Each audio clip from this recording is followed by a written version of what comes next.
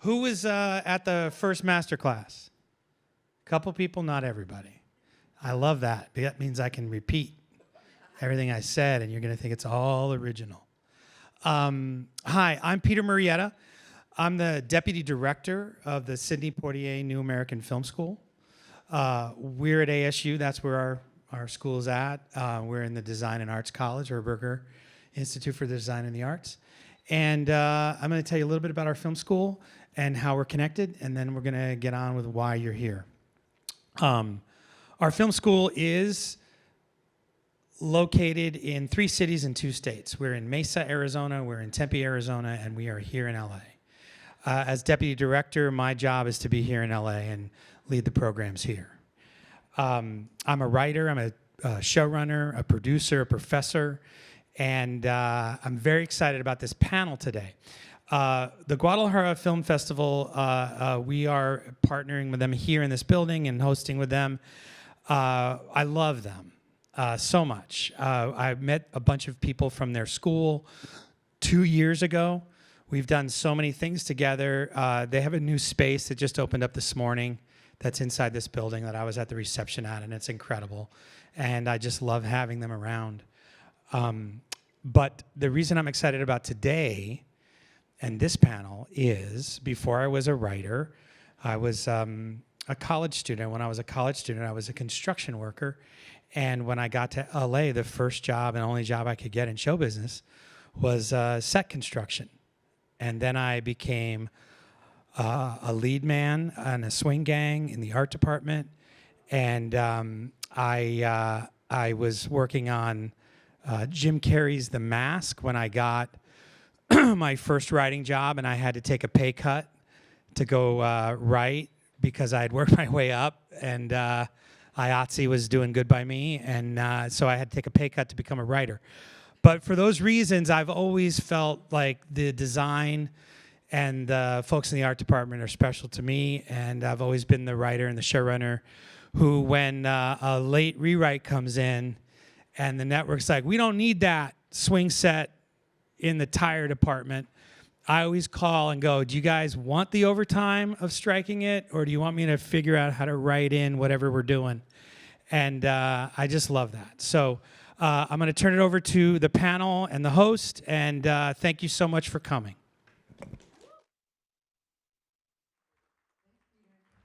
Thank you guys. Welcome. My name is Iris Torres. I'm the head of industry for the GuadaLAjara Film Festival. What do you forgot? Oh, and Peter says, go Dodgers. Yes, yes. And I almost forgot to too, you know. All right, so welcome to the 14th edition of GuadaLAjara Film Festival. For some of you, do you know about our festival? Our festival mission is to showcase the best of Latin American cinema and celebrate the Latinx BIPOC filmmakers with the intention to bridge and unite cultures through storytelling. GLAFF is organized by the University of GuadaLAjara, the University of GuadaLAjara Foundation, and the Grotman Legacy Trust. This masterclass is very special for me. We've been working, it's really actually presented by the Art Directors Guild Committee. Hold on, I gotta say it right.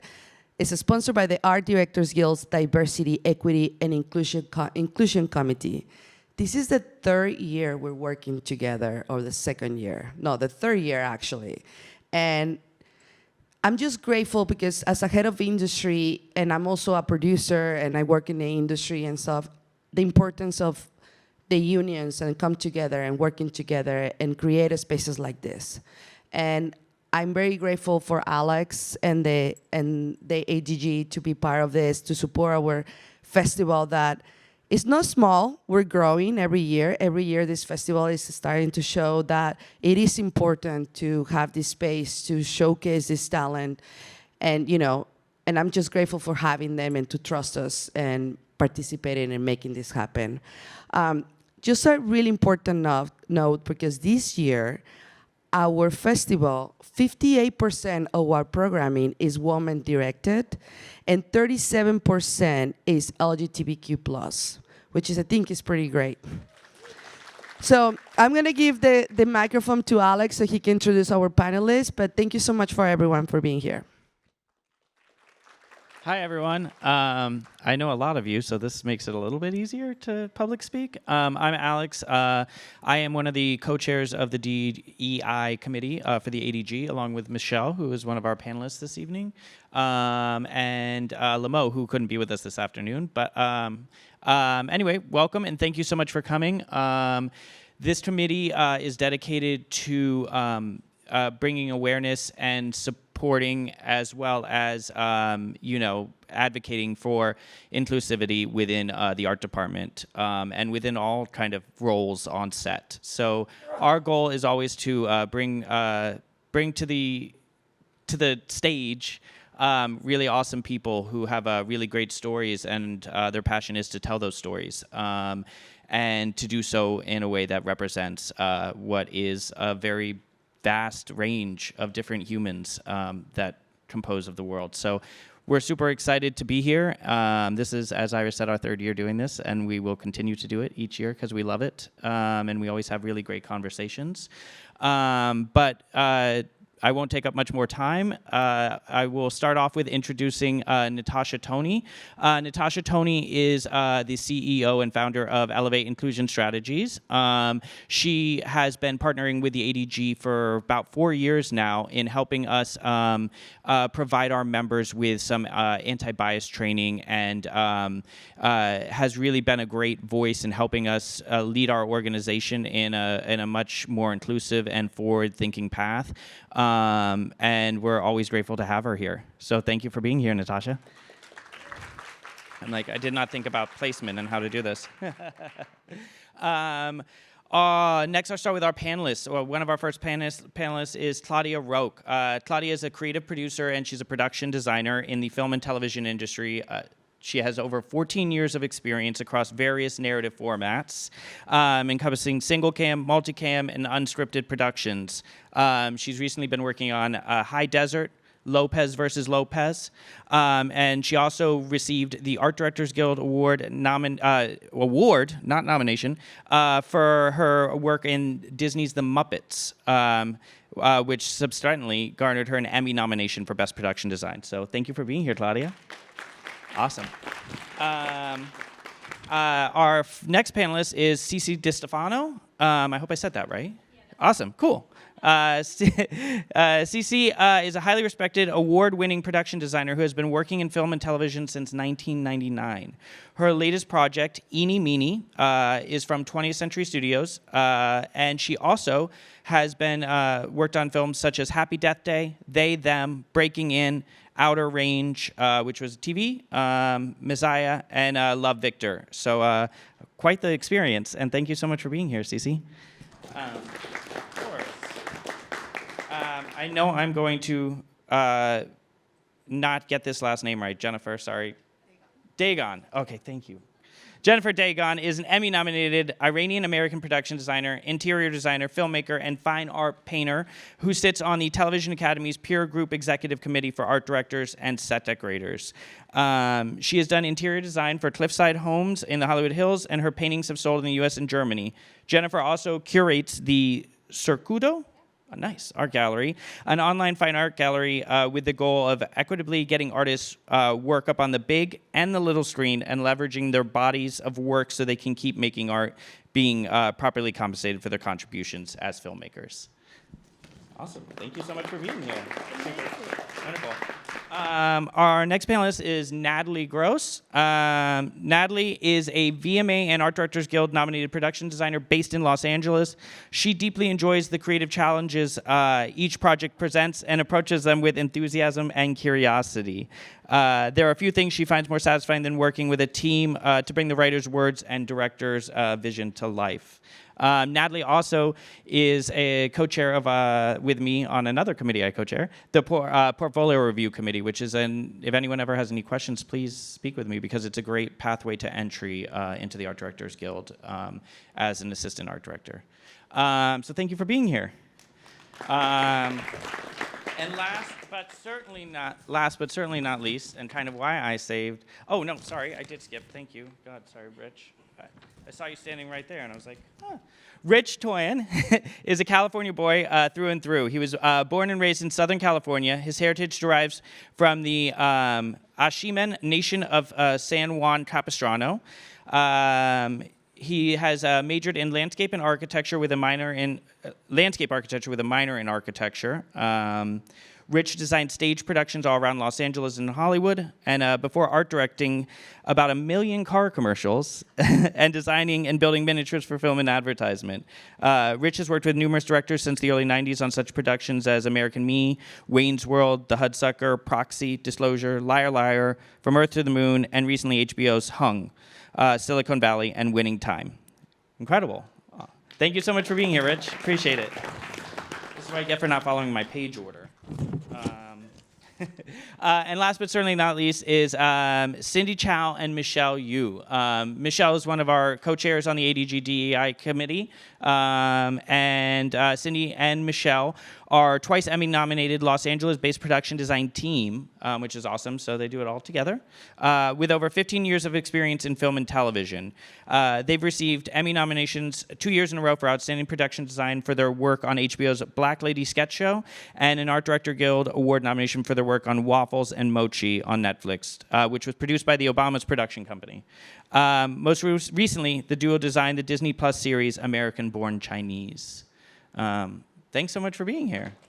Well, I'm going to get out of everyone's way and let the conversation continue. So thanks, everyone, for you all for being here. And we always appreciate the support and look forward to continuing to bring diversity, equity, and inclusion into the entertainment industry.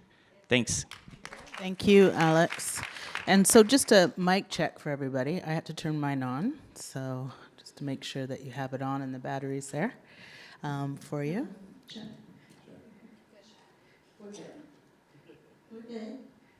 Did everybody? Yeah. You have to be on a panel, and then we'll treat you to happy hour. That's how this is going to work.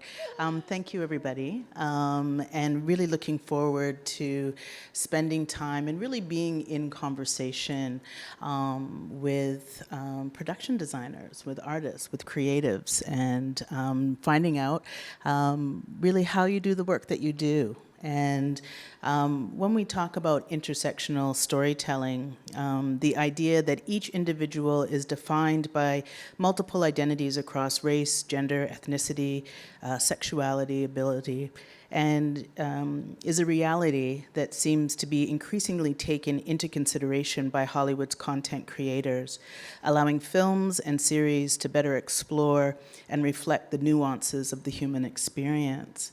And the first question I have is going to be for Michele and Cindy, is when we talk about designing with an intersectional lens, the question I have for you is, how does an intersectional approach inform your design choices in film and TV? An intersectional design approach kind of isn't really a choice. It's just something that naturally happens as part of the process of design. As a production designer, when you're approaching a script or a story for the first time, what you're looking for is a connection point, right? Something that makes it personal to you. So Cindy and I have worked together as a team for a very long time at this point. I would proudly say every project we've done, we have had some sort of personal connection to it, and we've chosen it for that reason. But, you know, as an example, the first movie we ever took to Sundance was about a white man in his 20s who lived in a church, and that's certainly not either of our stories. So but it was a story about young romance and friendship and really complicated relationships that you find yourself in when you're in your 20s. So that was our connection point to that story, and how we found an entry point to make it our own. There are other projects we've worked on where it's been important that, or it's been relevant that we've been Chinese American. You know, working on American Born Chinese is the coming of age story of a Chinese American boy, grew up in California. That actually, other than the part about being a boy, is our story. So for every project that you do as a designer, at least what Cindy and my approach has been is to try to figure out what the connection point is to the characters in the story, the thing that we recognize in ourselves that we can bring ourselves into. So depending on the project, that could be really anything. It could be a common interest, it could be a common history, it could be a common culture. And we've been finding in recent years, as we've gotten the opportunity to work on more culturally focused projects, that's the sort of the joy of all the different connection points pinging at once has been building and building and really resonating with us. So, you know, that's really the importance of the intersectional identity in design, where you really, as a designer, don't know what part of you is going to be called for to be pulled into function when working on a project. But you kind of have to be ready for it, and you have to be open to it and to figure out what that human connection is. And luckily for us in recent times, a lot of projects these days have been tending towards diversifying their points of view.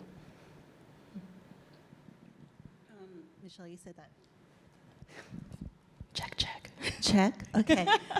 Michelle, you said that quite beautifully. And to add to that, it is finding the connection point with the characters, right, when you're reading the script. And typically, if we find that the best part of being a designer, because you get to add those little details that maybe the camera doesn't see, that's part of your personal experience or other experiences from friends or from people that you know in walks of life. And it's all those details that we do add in and questions that we ask with our director or the showrunner that we want to know more about this character or the lives that they're experiencing. It's those details that if the camera doesn't pick up on it, you know, sometimes the actors or even the crew members see on set and connect with it too. So that's how we kind of define our approach, is how do we connect to the audience who are going to watch it, but also how do we connect it to the crew members who are also part of this set that we're building for and working on. Thank you for that. I have a follow-up question that I'm going to ask of both Claudia and Rich. So Claudia, I'll get you to answer first. Can you discuss a project where you navigated multiple cultural influences in your design work? I can. Actually, I'm currently working on a project called Lopez versus Lopez for Universal NBC Peacock, and it's the only Latino television show on network TV at the moment. And I think one of the most beautiful things that we like to do with that is bring in not just the Latino culture, but multiple other cultures enveloped into it. But also highlighting not just the Latino culture is so encompassing, right? We've got Dominican Republics, we've got Cubans, we've got Mexicans, we've got some Americanized characters. So it's really beautiful because we've been able to incorporate into our design elements not just enhance the Mexican culture, which is from our two main characters, but also bring in the ancestry of their cultures as well. So somewhere along the line, there was Mexican, and there was a Cuban couple, and there was Cuban ancestry with also Puerto Rican and Dominican.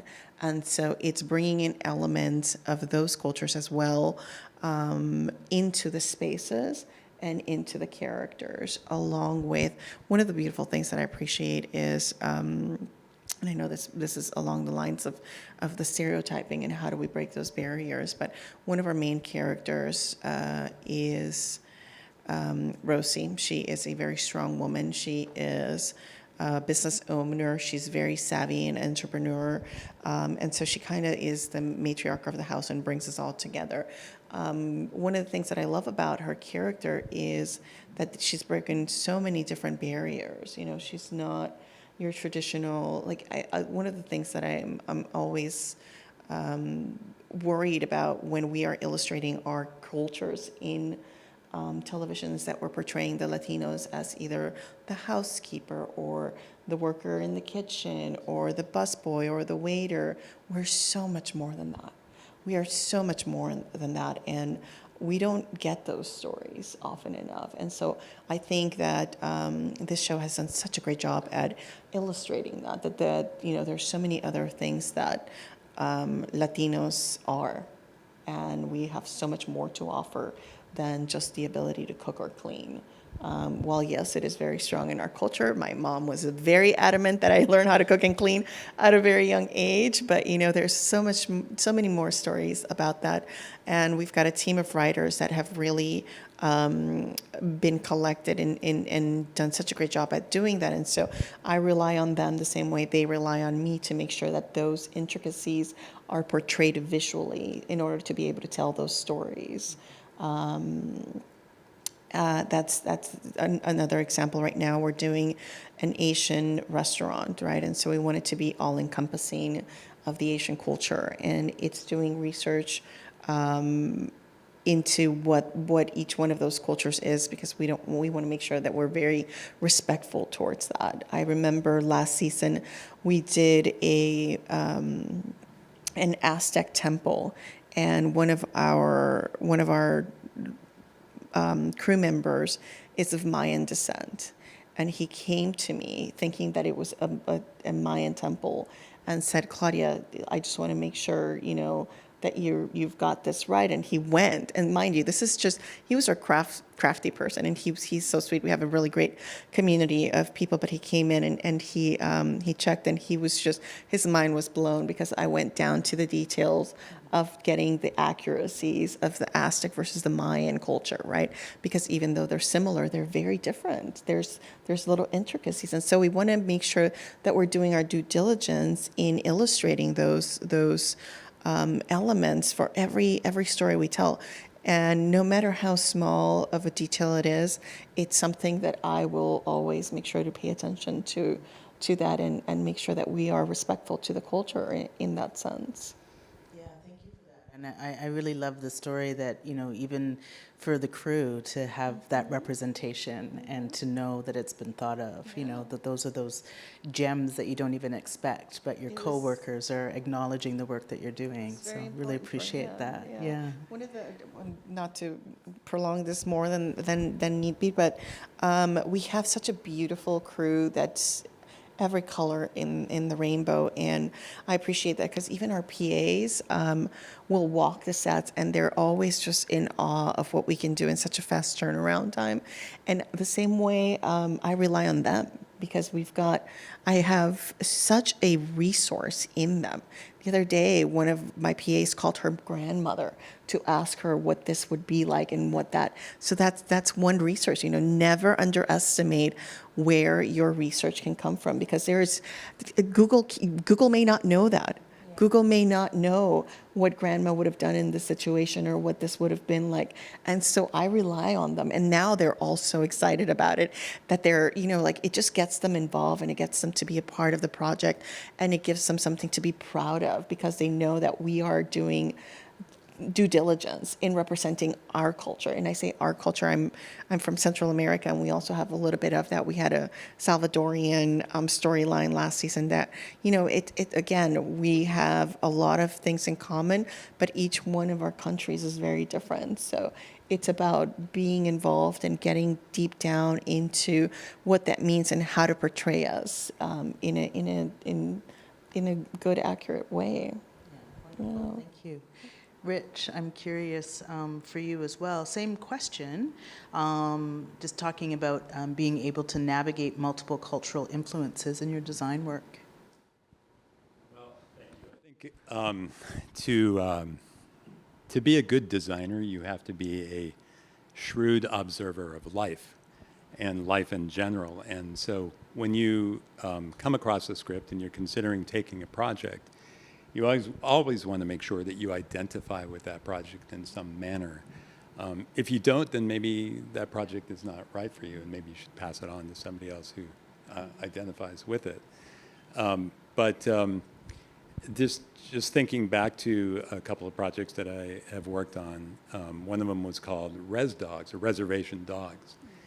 And I, being Native American, prior to that time, there really have not been a lot of Native American projects. And this particular instance was sort of a nexus of a number of events that occurred in society that then promulgated the advent of this particular project. And so the writer, Sterling Harjo, called me because he wanted to talk to me, and we had a discussion about it. And one thing that was really important in Native American culture is that it's not a monoculture. There's multiple cultures. And so I am not Muskogee Creek, which is where this story takes place but he is. And we discussed really the basis of the story, and the story really is about these 4 kids who are in high school, who are trying to get out, like any 4 kids in high school who don't really like their position in life in any town, USA. And the words that I told him was that for these kids, it's matter of fact. And for him, that's what sold me to design that project, was that these are matter-of-factly 4 kids in high school. They just happen to be Native American. But I'm not Muskogee Creek, but I am sensitive enough, I hope, or I am a shrewd observer of that life, that I can understand what their particular culture represents to them and what it would mean to them, and to portray them properly and with a certain amount of alacrity. And so I do recall that when we did Bear's bedroom in his house, we took great care to understand really what his life would have been like, what his mother's life was like, and portray it within his bedroom. And the writers who were all working on the project came in, and they felt that for the first time ever that a Native American kid's room or house had been portrayed correctly. Now, I don't know if that's actually the case or they were just sort of blowing steam, but it was a compliment, and it was heartfelt, and it was important. In the same token, when I was working on Silicon Valley, in the first season, we have a character named Dinesh, played by Kumail Nanjiani. And so he is Pakistani American. And it was in the first season, I was still kind of like getting used to my set decorator, and we were running quickly. We did his bedroom, and I did a quick sweep in there to make sure that everything was appropriate. And one thing that I missed was that there was a little photo of Ganesh, which is the Indian deity, not Pakistani. And he was really upset by that. And I felt horrible and terrible, and I apologized to him. I took it off set. And I just, later on in the series, I mentioned it to him again. And I so happened to be able to work with him about 6 months ago. And I brought it up to him. And he said, you know what? Water under the bridge. Mm-hmm. And I felt like, okay, I'll put that to bed now. But it really affected me. It was impactful. Yeah. And I think that is that piece of it too, that and for many of us in film, perfectionism is something that we're all working on. But I think that, we do make mistakes. And what you're talking about is being able to be accountable for it, that it was missed, that you leaned in and apologized and, kind of brought it up to repair any kind of relationship that was there.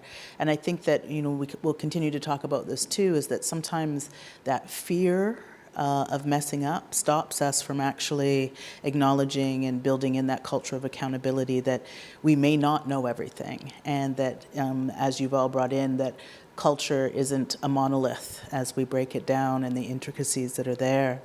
And when we talk about working across culture, I'm going to ask Jennifer to start us off, and I'll ask you, what is your process when designing for cultures that differ from your own?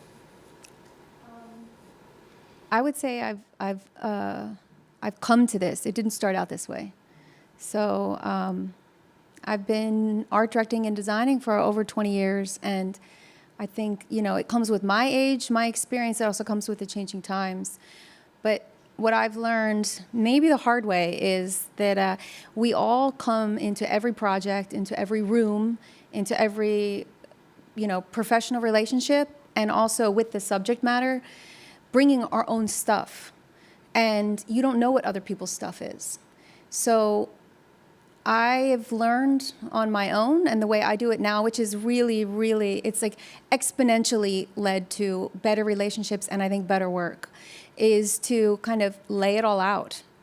If you're meeting on a project that doesn't directly relate to your background or your ethnicity or your sexuality, anything that's not specifically you that's obvious, right? And not everything is obvious, because a lot of times, like, I pass as white.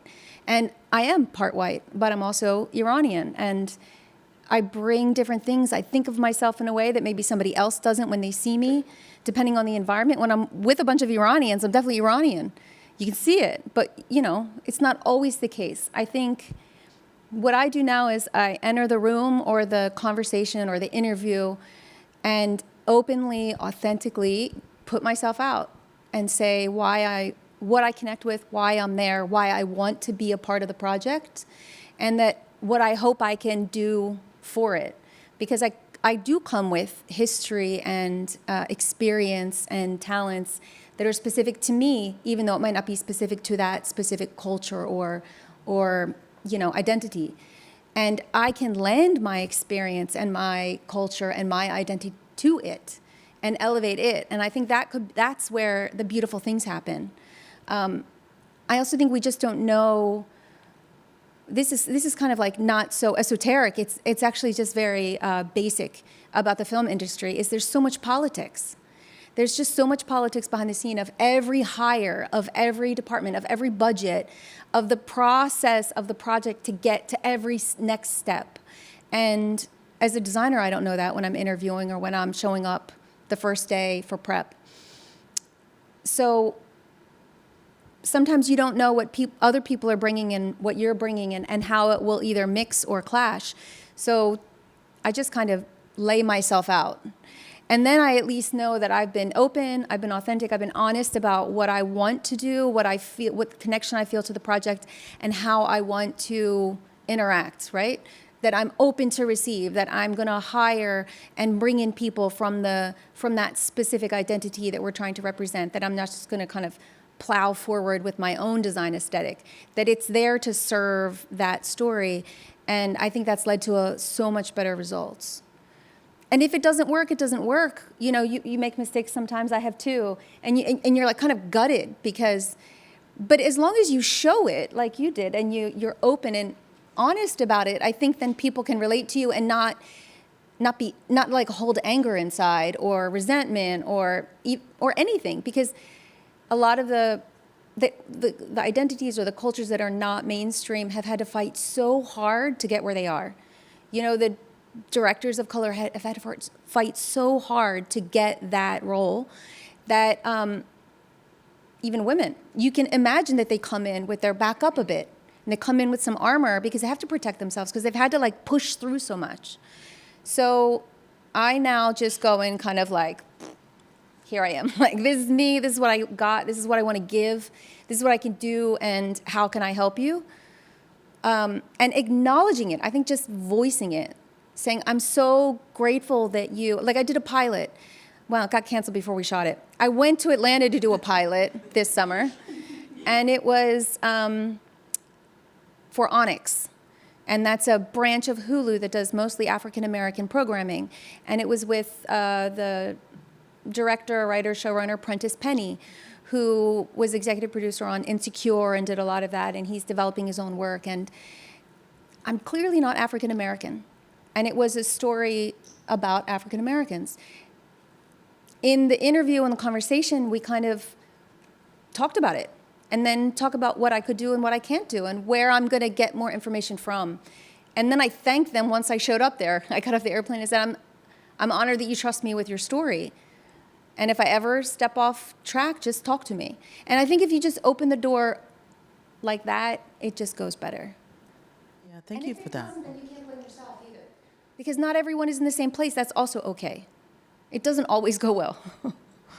Yeah, and I think that, what you're talking about is that communication. And so often I'm talking about that inclusive leadership piece where we bring in curiosity, humility, and even that courage to put yourself out there. And Natalie, I'm wondering what comes to mind with that same question. Curiosity is the way I approach everything. That's just who I am. And I think that I predominantly have found myself in this world of TV shows with Black showrunners and predominantly Black casts. And I grew up in Portland, Oregon, where there are not a lot of Black people, and I didn't have a lot of exposure to the culture. And so, when I got those jobs, it was really important to me to do my own research and then make sure that I was doing the vision that they had justice, that I was saying, here's what I'm thinking, what can you bring? It was similar when you said that they called grandma. One of my showrunners called his mom and was like, what did I have on my wall as a kid? What was important to me, and what were those things? And so using those authentic, putting up a hand-drawn Pikachu was what it ended up being on the wall, because that's what he was into as a kid. Those are the moments of being able to connect with it and having crew members come up and say, oh, this looks like my grandma's house, and has similar, my grandma had that couch, was something that one of the grips said to me, and I thought that was lovely. But it's really important to me to make sure that I'm helping the directors and the writers tell their story, especially because it's not my experience. So it's what can I bring? How can I help get this on the screen? Because I think it's really important to show diverse points of view, because for so long, so much stuff looked exactly the same and had the exact same, 3 actors in it, that it's nice to see different things. So I just try to be curious and try to figure out the best way to tell the story. And I think that regardless of what cultural or racial, group we're all humans. And I think that designing for people and then taking those cultural pieces into it is the least eloquent thing I've ever said, but yes, Right. Well, and again, to me, that's the art of being able to do that. Yeah. And Cece, I'm wondering your process, and if you want to add to this conversation.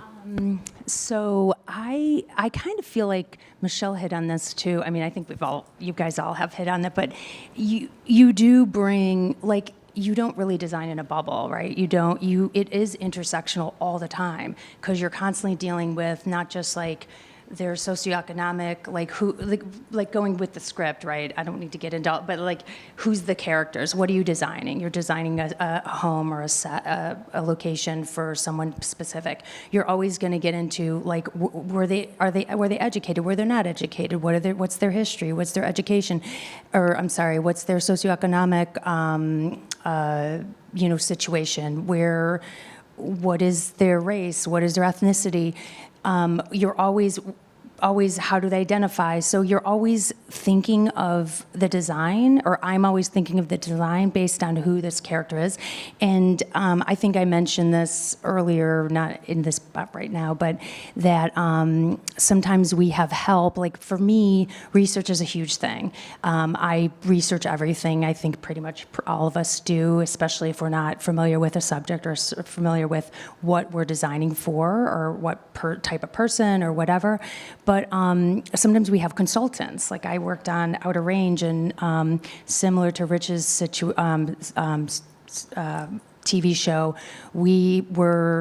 it was kind of like a sci-fi thing. So we had a Native American consultant, but specifically Shoshone, because that's what we were doing. And it was a wormhole. So this woman went back to 1882. And so we had to tell that story authentically about the Shoshone Native American culture in that time. And so we had a huge, we had producers. So you're always, who had Native American producers. So you're always reaching out to people to get information as a designer if you don't know it. for me as well, not just research, and part of that research is also like photography. It's not just like you're Googling like bedrooms of a, Native American kid or whatever.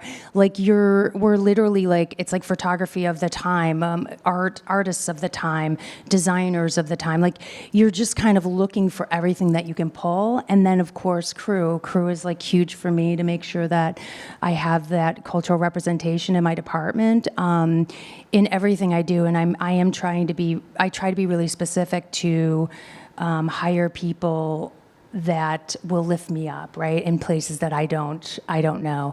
So I kind of pull from everywhere, and I think as designers, I think we all do, and we're always, I think this is what I was trying to circle back as well. I think maybe you said is just that you're bringing your stuff. So it's like I might have, I might have something that I'm bringing to the table, but you can always work with somebody else to get more information to create an amazing design. And I think, collaboration is like the key, especially in our what we do. Yeah, thank you for. Oh, absolutely. Yeah. Super practical note, because I know this is a student film festival, and research is kind of like the number one thing of the art department. That's what you do first and last and the whole time. Do it in multiple languages. Insider trick. So if you're shooting a film and it's about Iranians, then get somebody Iranian to say teen bedroom 1986 in Farsi and type it in Google in Farsi, and you're going to get so much more a wealth of information and imagery. Or in other languages, if it's something about, if you're doing a piece from Nazi Germany, right? And so type it in German. Whatever you're looking for, whatever imagery or reference you're pulling, type it in German. And get somebody to help you so you know that you're actually taking images of the correct thing. But I think that is just like, when I figured that out, it opened up like so much imagery. Yeah, it's so good. Because it'll give you, because it'll pull from other parts of the world. And it's such a great tool. I do it a lot in Spanish too. Yeah, I do it in for that reason, because it's one of the things we did. It's so funny, talk about intersectional designs. The writers had scripted this Western bar. And we're like, okay, great, Western bar, got it, right? I just got off of High Desert, which was all Western. I was like, I got this, I can do this with my eyes closed. The next thing you know, we have my design presentation meeting, and they're like, oh yes, Western, but you know what would be really cool? If we make it a Mexican Western. And I was like, oh, okay, great. So two different things, but I can find that middle ground. And so all of a sudden, we're inventing something that doesn't exist, which is you got your vaqueros, your traditional old school Mexican vaqueros from back in the days. And now I've got the Western culture, and we created this, and it turned out really, really beautiful. But I was talking to my set decorator, and I was trying to explain to her like the differences between the patterns, what the differences between a cowboy belt would be like between the Mexicans and the American Western. And so it was such a beautiful collaboration. And then we went to go to a couple of different Western places, and we were able to really merge those two together. But going back to the research, that's where, a lot of it comes. It's not just going to Olvera Street. And, we went to other parts that are, there's what I call my little Mexican shop street, where they have all of the things that are not touristy. Because if you go to Olvera Street, it's all tourist version of Mexico, right? It's like you've got the setup and you've got the certain things, which yes, they represent that culture, but there's so much more to it. Mm-hmm. There's so much more layerings and so many more beautiful textiles that are incorporated that, we, again, staying true to the authenticity is so important for us, and doing that research and expanding more than what just Google tells you. Yeah. Going into the places to really kind of absorb. I can't stress enough the importance of travel with that also, which I think we probably all have done in our careers, traveling and taking those stories with us and incorporating them into our design work, and that's a whole vast library that we have with us. So. Yeah, thank you for that. I mean, I think that when we talk about research and being mindful of some of those kind of knowledge gaps and doing the best and being able to, you become an expert really quick with all of the different ways in which you need to do that research. And I kind of want to combine, and I'm going to ask this of Rich, but I'm also going to bring in Michele and Cindy as well. Just again in this thread, as we're talking about designing across cultures, the research piece of it, authenticity, but also really being mindful of the stereotype piece that comes in the storytelling. And so we've talked a little bit of some faux pas, and I know that you have a most recent story of just how the impact of that. But I wanted to know, was there anything more that you wanted to add, Rich, just as your peers are talking and just sharing some of those tips around research? Because you also had brought in around, when we talk about Native American culture not being a monolith, if you can kind of deepen some of that in your answer. Sure. Again, as a designer, you should be able to design in any genre, any format, any level, any sorry, okay, there we go. Any format, any culture, any story. And because, as was said, research is, of course, king and paramount to the process. And it is never enough. No matter how much research you do, it's still never enough.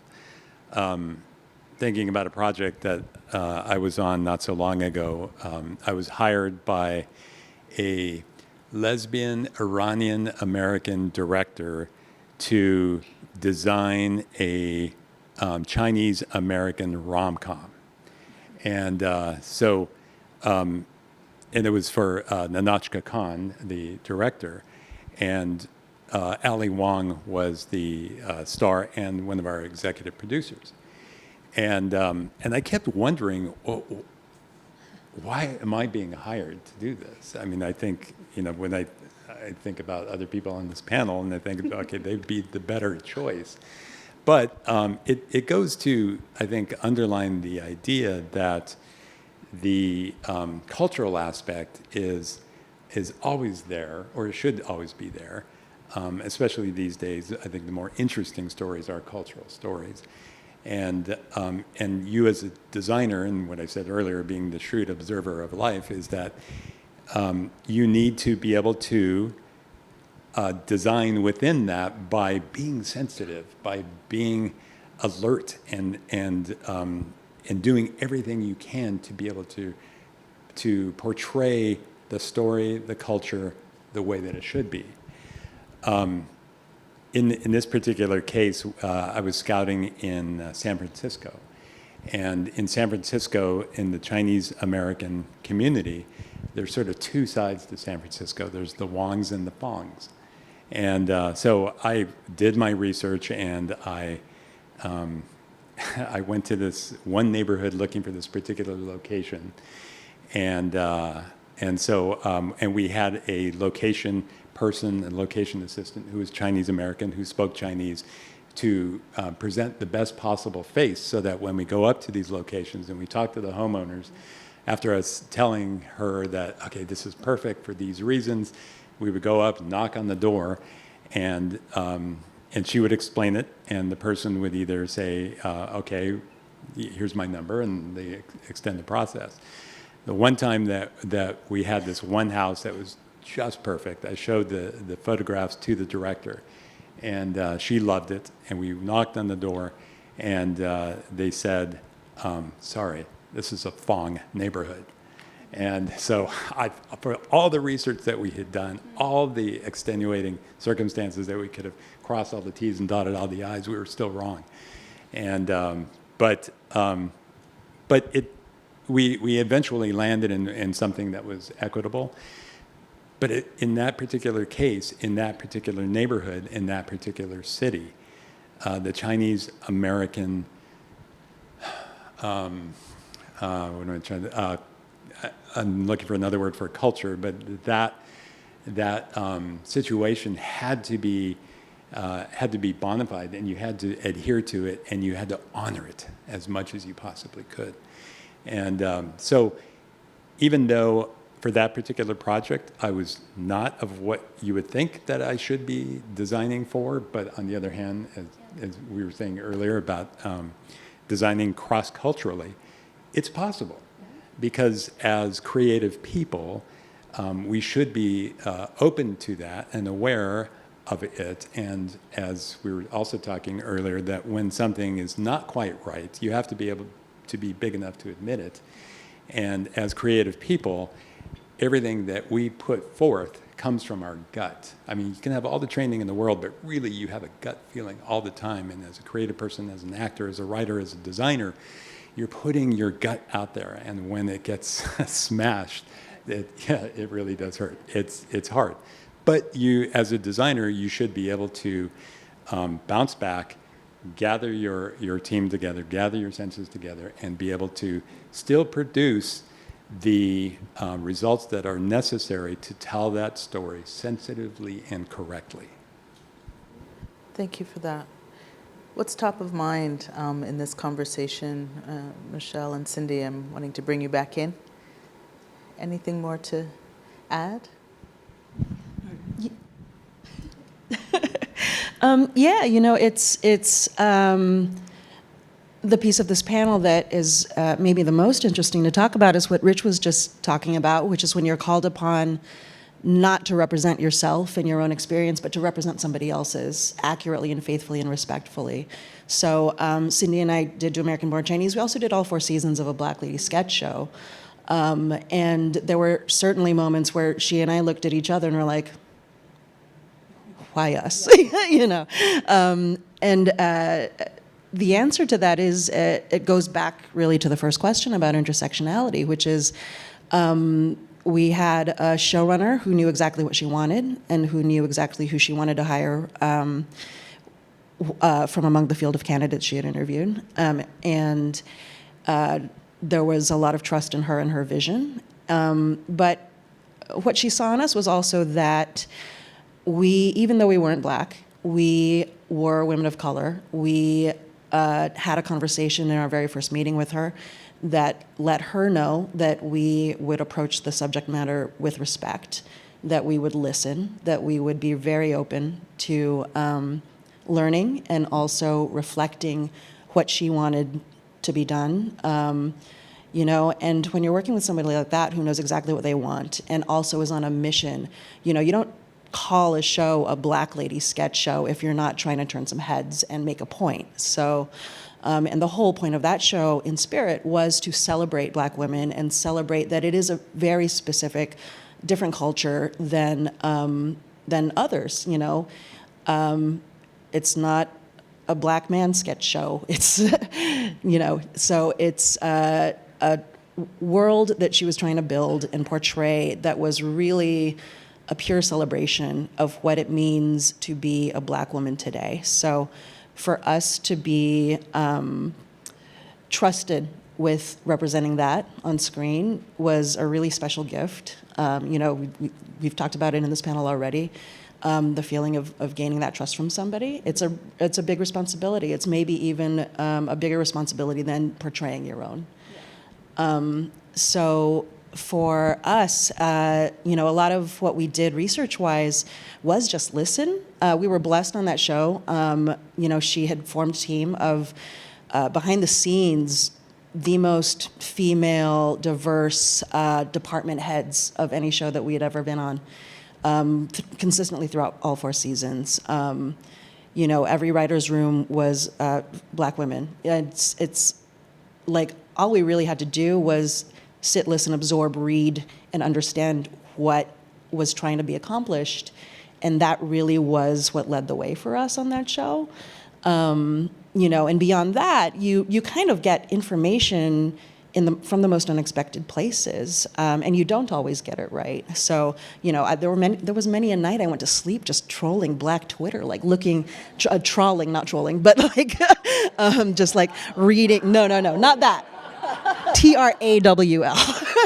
But just because it was part of my research, honestly, and it was so fascinating.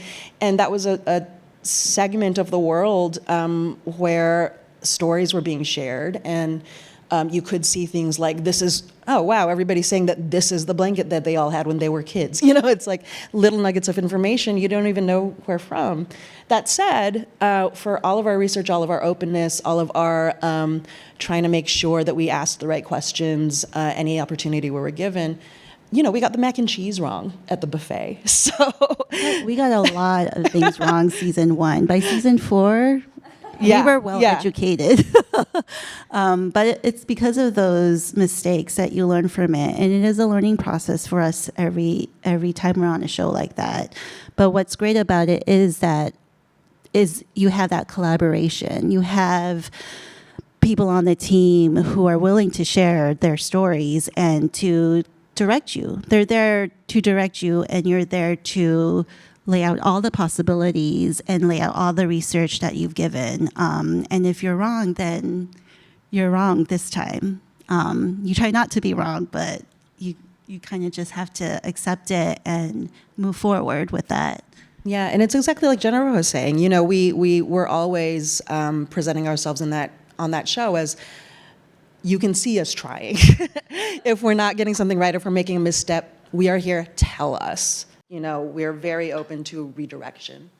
Can I say also that, but sometimes you're just not the one. Like Rich said, I think like we should, as designers, be able to put on any hat and dig deep into any deep dark hole just to pull all the information out. But sometimes you're just not the one, and if you don't feel the connection, if you don't actually like get it, like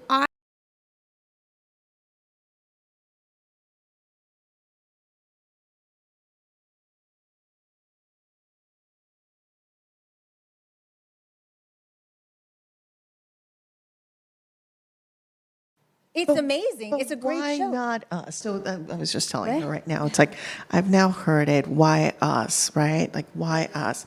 Yes, us. Yes. No, yes, us. Yes, us. This is what we need, because you know what? We will bring that sensitivity to it. Whether I'm designing. I love you. Yes. I love you too. We go really far We go back, guys. She's better than even this. There's more. It's like But a well. no, this is the problem that we have. That's always, it's like we're always questioning ourselves. Yeah. Oh my God, maybe I'm not good enough. Oh my God, why me? No, yes, me. I know you have to remember the generations and generations and generations of designers before us who never once questioned if they were the right person to tell a story. That, I didn't want to say it, but that's where I was I going. didn't name anybody, I'm just saying. And so, yes, don't ask why. Yes.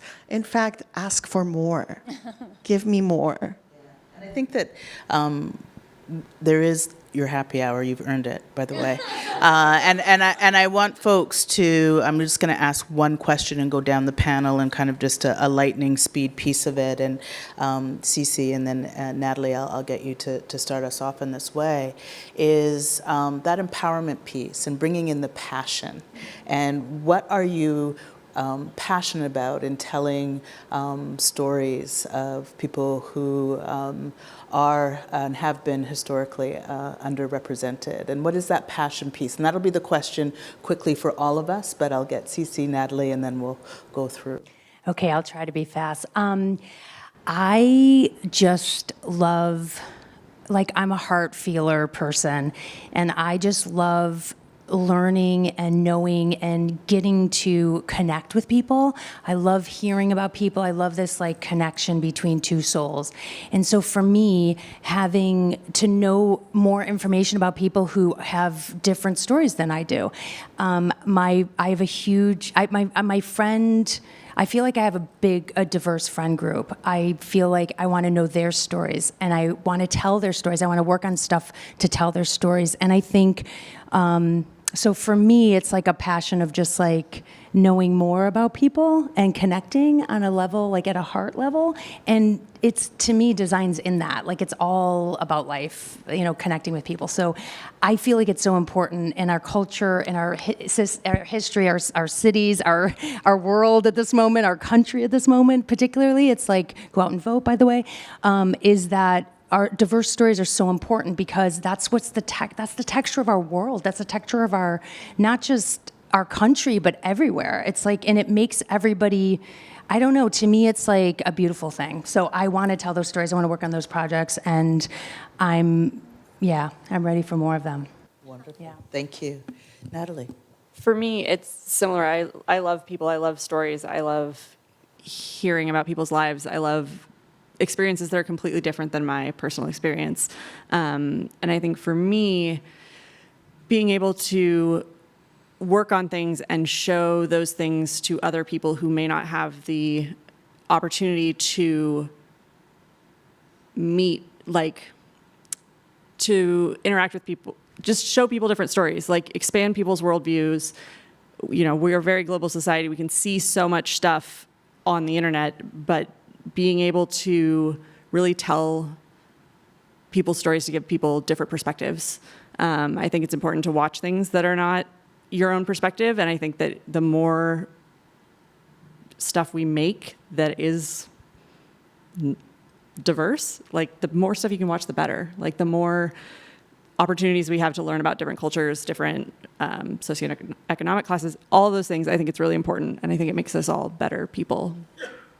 Thank you for that. I remember talking to a television executive and saying that just because you're funding Black television doesn't mean it's just for Black audiences, and it blew their mind.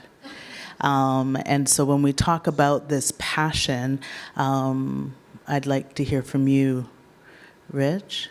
What keeps you going? What is the passion about getting to tell the stories that aren't being told? Well, when you tell a story that is considered diverse, I suppose there's kind of a sort of a hidden satisfaction in destroying stereotype. Sure. Being able to tell the story so that when someone else who is perhaps not of the viewing audience that you would sort of expect, or the ones that have been marketed to, that they come away from it saying that, or they come away from it having an understanding that it is no longer A, B, or C, but it's maybe little d, little e, little f. And so I think that's really important. Like I had mentioned earlier, I think the idea of matter-of-factness, that that these conditions occur in people's lives, no matter what their story is or where they come from or what their history is. And that, as was said earlier, the idea that we're all sort of human belies so many stories. It's just that the human experience creates diversity in those stories. And so it's important, I think, for all of us to, like you said, see other content that is not what you would normally watch, but you had an interest in or a curiosity. And when you watch it, you hopefully come away from it being very satisfied, and that you don't feel, you feel that you know something a little bit more, and that you've been a little educated, quite frankly, through the entertainment aspect of it. Thank you for that. And so your passion and any words of wisdom, I'm going to ask both Cindy and Michele, and then I'll circle back over on this way. We're just, yeah. Sure. I mean, the passion is what everyone's been saying on this panel. Those stories I find so multi-layered. There's these stories, these shows, like I never got to watch any of this kind of show when I was younger. Like there was no connection. Yeah, there was a bunch of TV shows that I watched, but the connection wasn't there. And the fact that a lot of these stories and personal stories are coming out now, it's just exciting because I love to hear them. I love learning about culture. Anytime I finish watching a movie or a show, I always go on Google and research about it. And I hope more people are like that, and I'm sure they are. So that's what my passion is. Words of advice. The industry, we all know, is very competitive, and there's a lot of heartaches for us who are trying to get on a show, and sometimes we don't get them. But in our experience, we should see these as opportunities, because when we go for an interview and we're pouring our personal stories, to a director or showrunner, they're hearing our story. And even though you don't get the job, they'll always remember you. And you don't know in the future or in next walk of life that they'll remember you. They'll remember your diverse voice, and just be yourself. I think if you have a story to tell them in your voice, because that's just who you are, and more likely you'll probably get the job in the future when it's that time. But yeah, be patient, be persistent. There's a lot of heartache. We've all been there. And your time will come. Just keep doing what you want to do and build your portfolio, because the more diverse it is, the more experience you have in your style, in your voice. You'll get more confident in that. And everyone, there's someone out there who wants to hear it. And as far as the passion for bringing these sorts of stories to the screen, at this point for me, it's an addiction. So I can't even explain to you. It is such a selfish thing at this point for me, where the amount of exponential joy that is possible from just taking a small detail that only one group of people has ever been aware of or shared and putting it up on a screen for everybody to see. We've had that experience like over and over again on a Black Lady sketch show, where some little detail makes it onto the screen and the entire crew in the background is talking about it. All of the actors are talking about it. The episode hits and it's all people talk about, from the audience. And it might be something as simple as a Danish cookie tin that's full of sewing notions, like that resonates. It does. Yeah. It does. And you see it, and it's something that was at your grandma's house growing up, and you're like, holy shit, like somebody knows about that, somebody's seeing that on the screen. So those little, it's like getting away with something naughty. You know what I mean? Like the amount of joy you give people just from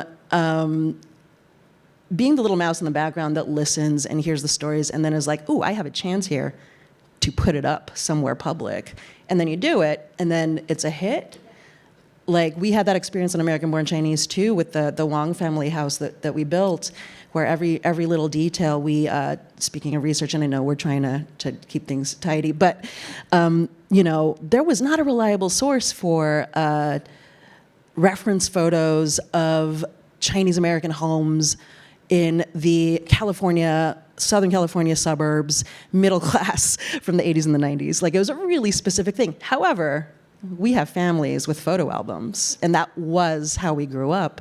We have friends who have photo albums too. So we ended up creating, for that show specifically, our own internal archive of like hundreds and hundreds and hundreds of personal photos that we and our PAs meticulously tagged, of like living room, 80s living room, 90s living room, holiday with grandma, like all of the tags you could possibly think of, to create our own visual archive that we could then send the link to our set decorator, to our prop master, to our construction coordinator, to our graphic designer, and have that be a resource for them. And all of that legwork that we really didn't need to do but felt it was important to do, ended up creating a house where the first day everybody walked through it, crew and cast alike. No matter, you didn't have to be Chinese American, you recognized the marks of being an immigrant in that house and coming from an immigrant family. And Cindy and I have talked about this before, of like, we were low-key ashamed of having people come to our houses when we were growing up, right? Yeah. And it was an opportunity for us to showcase that, and the fact that a lot, like the author of the comic book, the graphic novel, American Born Chinese, he saw the house, and it was validating, because it was exactly the same house that he. It's healing, right? It's like healing. Yeah. It's healing. And in my youth, I went to private school. I had a lot of white friends. Not one time did I feel comfortable having any of those friends come to my house, because I was ashamed. I was ashamed that my parents were hoarders. They had so much plastic cutlery in their house. And, the plastic cups you would get from takeout, And it's just, you know, but now we get this And now it's in the opportunity movies. to Now show you it. get paid to share that. It was, Yeah. it was a Yeah. celebration. So yeah. And it created so much joy, just being able to put that on screen, this thing that so many people didn't think was worthy of looking at. So very selfishly, it's an addiction. Well, powerful, and thank you for the context. I think that is really important, and I think that, Jennifer, when you talk about that healing piece and your own kind of self-awareness and what you bring to it, what is that passion, and any advice that you can give us? For me, my personal passion is, I think a lot of people find this a downer, but I don't think there are any new ideas.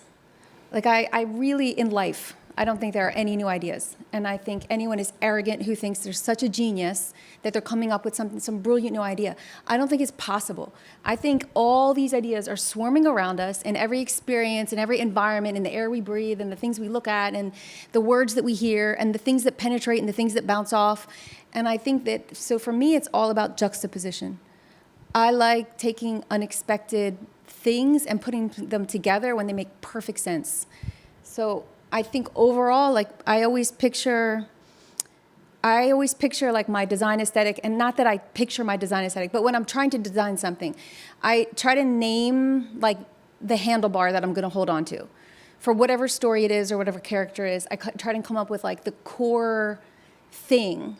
What is the thing about them that I'm going to hold on to? And then from that handlebar, like how far can you reach in any direction? Like how abstract could you be, and what can you pull in from the farthest corners and still hold on to the handlebar with the other hand? And I think that's what kind of resonates with people. I was thinking recently about, like Nicole Kidman is not a new thing, right? She's done a ton of stuff. And stories about a couple's kid getting stolen or getting lost and never found is not a new story. It's Liam Neeson did it really well. But Lulu Wang shows up, right? And where did she put them? Like it wasn't in Texas. And her husband wasn't white, like almost all of her other husbands on screen. And that in itself, then all of a sudden we're transported to a whole other world and a whole other culture. And we're all watching it. And maybe Nicole Kidman is the in. Like maybe that's the thing that we're holding on to and everything else is pulling out. But if it weren't Lulu Wang, then maybe that wouldn't have happened. Maybe it would have been Oklahoma or London or whatever.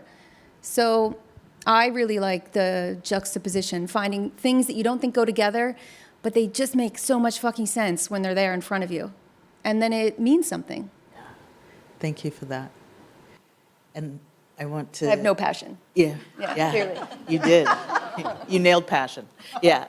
And I'm going to end with you, and with passion, and what is that for you, and any advice. And I'm hoping that people are going to stay around and talk to the panelists and be able to connect and ask more questions over your happy hour. Yeah. So your passion and any words of advice before we close. Words of advice and passion.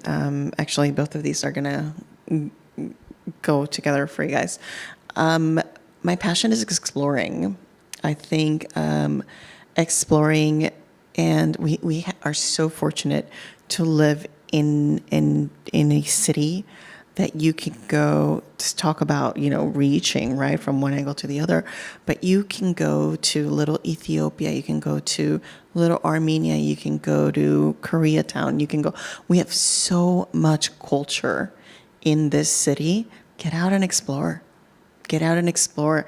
Look at what those worlds are, because at some point, you will be absorbing them and then recreating them. And it may not be tomorrow, it may be 20 years from now, but you've been exposed to them. If you can't travel, do it locally. Help.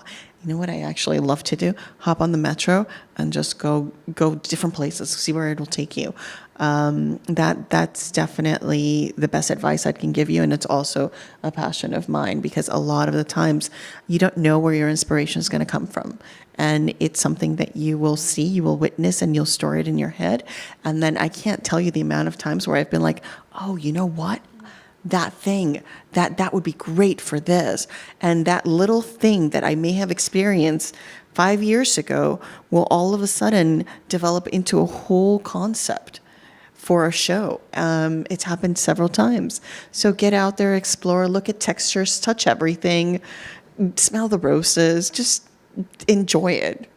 That's the best advice I can give you. Well, that's wonderful. Thank you for listening to these dynamic humans up here and for spending this hour with us. Hoping that we can continue the conversation, standing up and milling about. But I want to say, what a joy. What you don't maybe all know was that I, up in Vancouver, used to represent designers and the art department. And so it's been 6 years since I've been an IA union rep, but I have to say that it's lovely to spend some time with members, and I really, really enjoy what it is that you do. And so thank you for telling the stories. Yeah, so thank you. Thank you. All right.